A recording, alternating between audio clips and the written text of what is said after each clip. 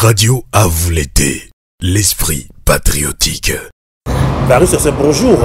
Bonjour Amos. Je vous retrouve à la Chaux-de-Fonds, dans le canton de Neuchâtel, ici même en Suisse.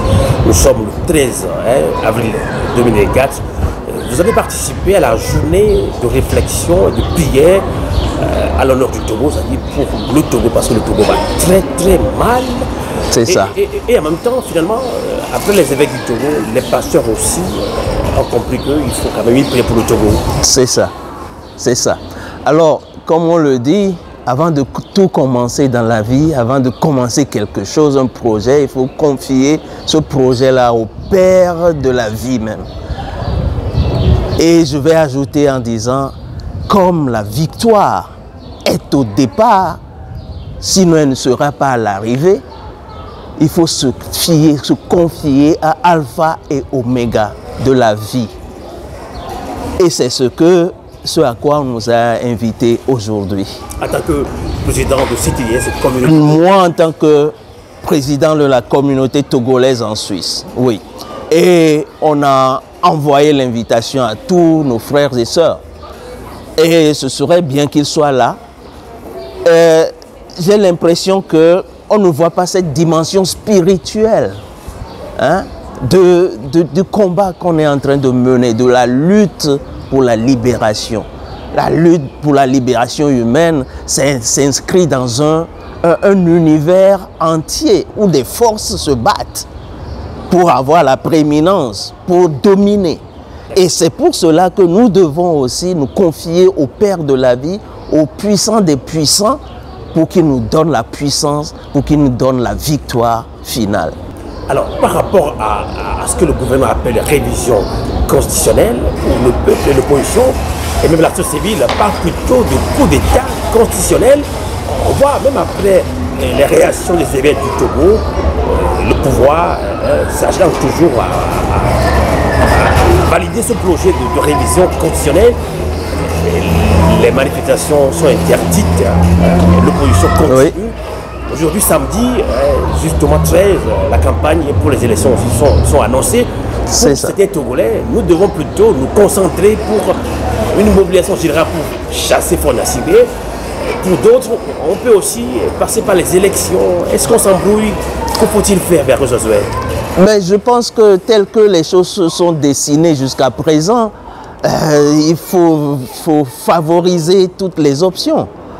Il faut que ceux qui veulent aller aux élections aillent aux élections. Le problème, ce n'est pas aller ou ne pas aller aux élections. Non, ce n'est pas du tout ça. Parce que ceux qui ne vont pas aux élections peuvent aussi aider, supporter ceux qui y vont. Et peut-être aussi penser à d'autres actions qui aillent dans le sens de démonstration du rejet de cette constitution nouvelle qu'on nous présente. Donc, de toutes les façons, participationnistes ou pas participationnistes, non participationnistes ont le même combat, le même ennemi et ils doivent focaliser l'attention sur l'objectif final. Il faut faire concourir les actions et ce qu'on a toujours appelé les convergences d'actions. Et nous ne pouvons pas échapper à cela. Alors, cette idée de coup de force, c'est une réelle, c'est pas inventé. C'est un coup de force, effectivement. Et on ne parle pas de révision constitutionnelle. Oh, c'est pas une révision constitutionnelle, ça c'est pour tromper la vigilance des Togolais ou bien de ces chefs d'État traditionnels. Ce n'est pas une révision. On ne peut pas confondre changement de constitution avec révision de constitution. Non, de toutes les façons, beaucoup de voix ont retenti contre cela. On voit plus clair. Et on ne peut pas se laisser tromper. Il y a beaucoup de choses à dire là-dessus, hein. Et les jeunes doctorants ont présenté une lettre à M. Kokoroko et puis à ses consorts pour dénoncer ce vice d'intellectualité, cette improbité intellectuelle dont ils se font les tenants. Pourquoi? Parce que ces gens-là qui ont écrit des thèses et enseigné à ces élèves-là doctorants comment il faut penser rigoureusement. Aujourd'hui, ils se font les supports, les suppôts de ce régime-là qui n'a d'autre objectif que de tromper la vigilance, de vraiment voilà, enfoncer le pays dans un marasme politique, économique et social. Et on a bientôt parlé tout à l'heure d'interdiction de la manifestation, de l'opposition, de la société civile, mais pourtant, directement la société civile et l'opposition ont bravé cette interdiction-là. Il n'y a pas beaucoup de nos concitoyens qui sont sortis, mais ils ont quand même osé.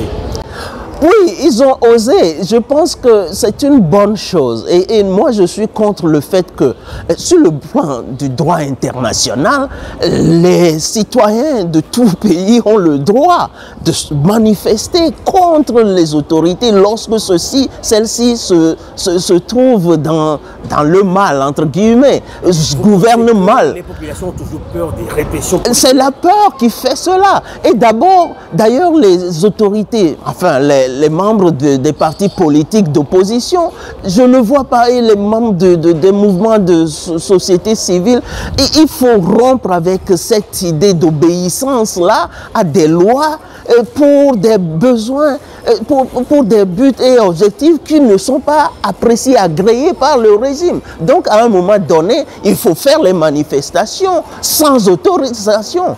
Il faut faire les manifestations sans demander l'autorisation. Il faut que les tenants des pouvoirs, de politiques d'opposition, des partis politiques, éclairent les citoyens là-dessus. De toutes les façons, je pense que les citoyens, il y en a qui savent qu'à tout moment, ils peuvent agir. Et à tout moment, le citoyen a le droit d'agir par tous les moyens possibles. La Constitution elle-même, je n'ai pas les numéros en tête, mais en tout cas le 50... 150, voilà, oui. Et c'est inscrit dans toutes les traditions démocratiques en tout cas. Alors chez nous, c'est un paravent, c'est pour camoufler, c'est pour cacher la dictature qui sévit. C'est pour cela que dans la Constitution de 1992, c'est inscrit. Tout le monde peut le lire sans autre interprétation. Donc, les citoyens togolais ont le droit, les citoyens togolais ont le droit, n'est-ce pas, de manifester sans autorisation. Et je les encouragerai à le faire. On va chercher à leur entrer là-dedans, comme dirait l'autre ministre qui était ministre de l'Intérieur avant. Oui, on va essayer d'entrer, de brutaliser les populations, mais comme le diraient les gens aujourd'hui, combien ils vont tuer? Combien de Togolais vont tuer? C'est vrai que la peur fait que on se demande, mais qui va passer en premier, qui va... La peur doit changer de camp, nécessairement. Merci. Merci Amos.